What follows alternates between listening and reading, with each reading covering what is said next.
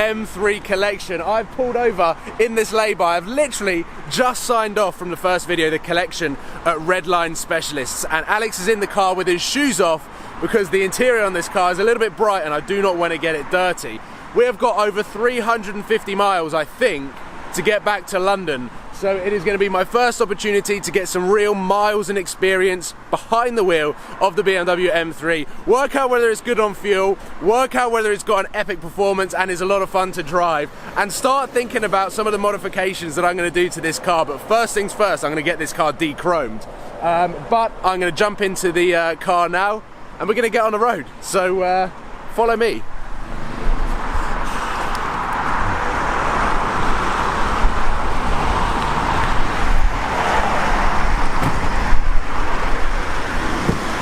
I hope your shoes are still off. Of course they are.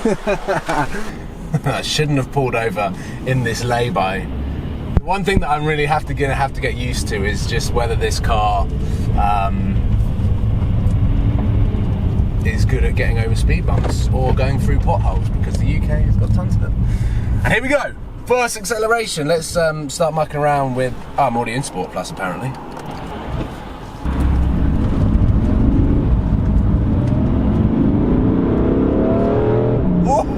The valve's open. Whoa! It wiggled. It wiggled.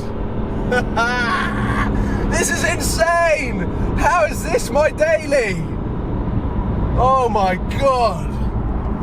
This is the coolest thing ever. We have just left Redline and are making our way back down south. It's a long old journey back down south, but I do not care. I do not care one bit. I am in my brand new, not brand new, it's a 2015 BMW M3, and there's no beating around the bush.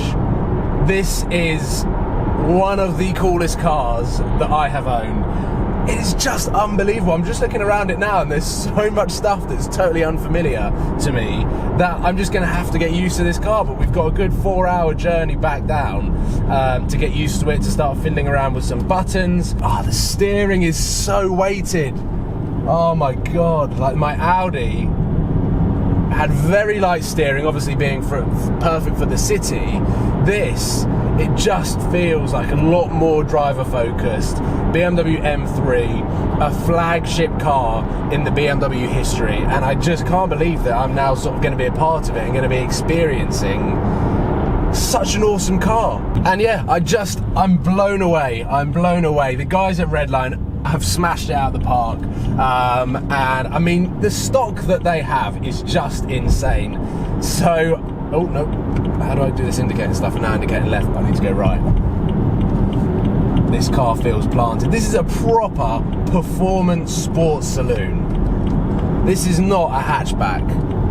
This is a proper car, and I'm scared to put my foot down because this car, the wheels tend to spin up. It's got all of the power to the rears. I'm nervous, but this car's got cruise control, so I'm just gonna cruise on down back to London. I will continually update you on how I'm feeling, which I can imagine will all the time be very excited, very happy and overwhelmed at the fact that I'm driving this car. What a beast! What a beast! And I'm just gonna sit on the outside lane now and cruise. I'm using my indicators. There has been a bit of a stereotype that BMW drivers don't tend to use indicators, but I'm using my indicators more than enough because I don't really know how they work. Oh, look at the seats! Just insane.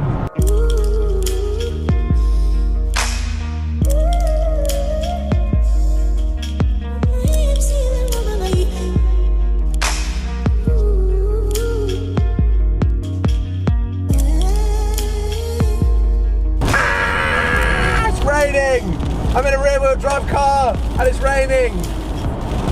Oh, I'm on cruise control, which I feel very smug about because I can just cruise on down. And to be honest, there's not that many people along the road, so it's very nice. The heads-up display is actually incredibly helpful. It just pinged up that the temperature is below 3 degrees, meaning beware of ice. That's pretty impressive. First impressions of this car, just driving it on the motorway, I haven't really been able to do anything other than cruise.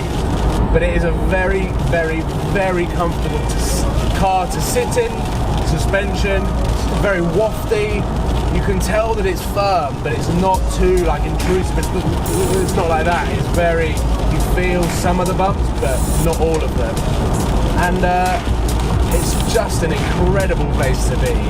An incredible place to be. A total upgrade from the Audi A1, which I always said was a fantastic interior. But this seat right now, looking out, visibility is incredibly strong. We've got the full carbon fibre roof, which is an impressive feature on this car. So there's no light coming in from any sort of panoramic roof, but I do not care. This is a dream come true. Total dream come true. We had to get lunch. I'm starving. We've been up since 7 o'clock. Because of the white seats, I'm eating outside. My hands are freezing, but I do not want to get the interior dirty. So,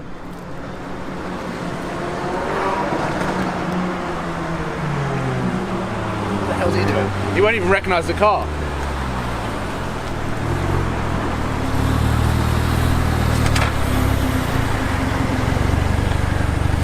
Alright, what are you doing? What are you doing? Get food. Mate, I'm just going to the airfield. Really? Yeah. I've got the whole airfield to myself, so I'm just going to bum round. You're just getting food. Can I come? Come on, let's go, mate. Oh yeah. Oh. Firstly, it's freezing out there. Secondly, I don't care about wearing my shoes because we're going back to the airfield that I took my AMG to. There are two positives of buying a second-hand car. Number one, someone has already taken the hit on depreciation. And number two, it's already been worn in.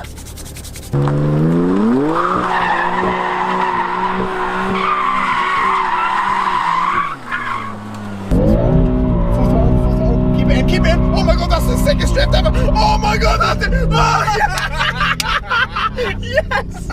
Oh. Mate, how much easier is it to drift? It's a lot easier.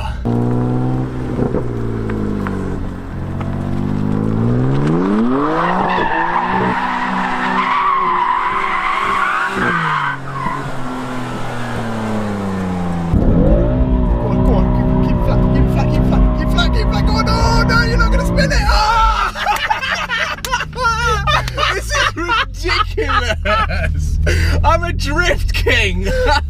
Paul Wallace, the drift king. How sick was that? That was a really cool shot. Mate, you're better than me.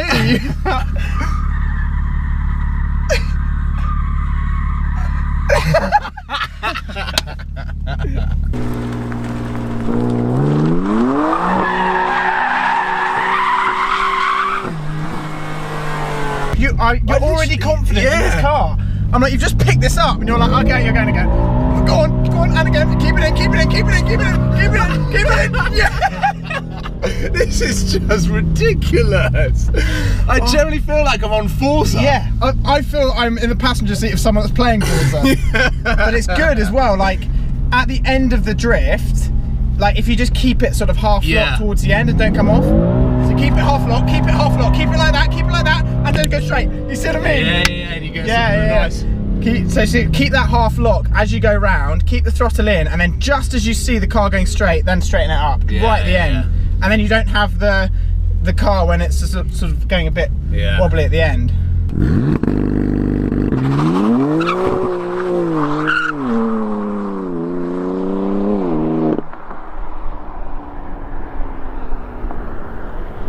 Oh my god, I am blown away by the balance that this car has. No idea if that makes any sense whatsoever. But as a drift machine, I was not expecting this car to be as good as it is, as balanced as it is, and as controllable as it is. You would have seen from the AMG, when I took the AMG onto that airfield, we had very similar conditions. And putting this car, so basically what I've realised is that these 3 buttons down here, I thought one of them was cruise control, one of them was the suspension. These actually change from comfort to sport and sport plus, and you can customise the entire car setup on these buttons, and then obviously click the traction control off as well. So there's so much opportunity to customize the setup on this car. So I basically put it all in Sport Plus and then turned traction fully off, and that was how I was sort of kicking the back end out and sliding it. And for the first time I've ever done that, like this is the first time I've properly driven an M3, to do that on the airfield. I said to Alex after I did that and the camera sort of shut off that it felt so natural sideways that it was like I was part of a game. It was that sort of, it just felt awesome. It generally just felt awesome. This video has got a mixture of both. It's got my first few miles, the boring motorway drive down south, and then bumping into Archie, not randomly actually, we did plan to meet up, but what a load of fun that was. And this car's potential is unbelievable. What have I bought? This is a machine, it's a monster. And now we've just got the heated seats on. We've got all of the temperatures up to 26 and 25.5 degrees, and we're slowly polluting the interior of this car with nice warm air, because it is now 3:45 p.m, which means the sun is going down, we're losing light. And I would just like to say thank you for watching, thank you for tuning in, thank you for supporting Supercars of London, and hopefully you've enjoyed this second video. The first time that I drive this M3 and I've taken it to the airfield. I'm addicted to that. I'm addicted to that. I just want to go sideways all the time. But it's also made me realise that the AMG is so much more of a handful to control. It's really, really heavy compared to this car when it's sideways, and it's just sort of a little bit more difficult to predict. Maybe that's because of the power difference in this car and the AMG GTS. But definitely an eye-opener. I'm going to have a lot of fun discovering this car with you guys. Lots more to come on this. I'm headed to Dub Customs tomorrow, of course, to nuke it out. So this car is going to be going nuke spec tomorrow. Stay tuned for that video. Thank you for watching. Please give it a thumbs up and subscribe if you haven't already. If you're a BMW fan, then make sure that you are subscribed to Supercars of London, because this now is my daily car and I'm going to be driving it every day. Cảm ơn các bạn đã theo dõi. Các bạn hãy bấm like, comment và hãy bấm nút đăng ký để ủng hộ cho kênh mình nha.